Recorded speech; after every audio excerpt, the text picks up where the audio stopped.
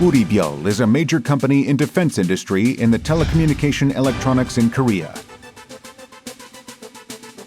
Wooribyul has been developing and supplying defense industry products necessary to improve defense capabilities and products necessary to maintain public safety for 29 years, since its establishment in 1992. Wooribyul has 110 employees, of which 83% are from science and engineering, and their average careers are over 16 years. Wooribyul has quality management system for aerospace industry, ISO 9001 and AS 9100. Wooribyul possesses development technology of high-performance hardware, high-speed signal processing board, software with various functions, high-quality wireless module, and multi-layer PCB and device that meets military requirements. Wooribyul owns more than 150 cutting-edge measuring equipment of 70 types, automated production lines and various ESS testing facilities, such as temperature and humidity chambers.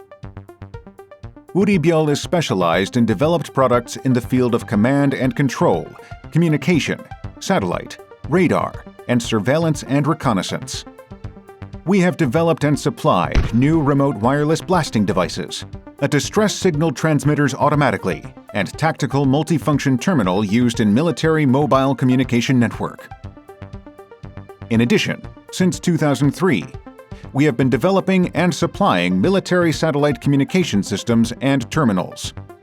Wooribyul develops and supplies multifunctional coastal and border surveillance systems using drones and optical devices, such as short-range surveillance radars and thermal cameras.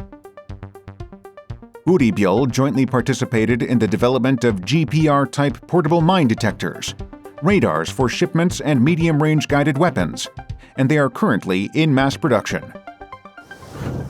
Wooribyul has developed a 119 emergency rescue system that can quickly and accurately perform everything from receiving 119 calls to dispatching broadcasts to on-site radio command, and has been supplying them to the National Firefighting Headquarters in Korea.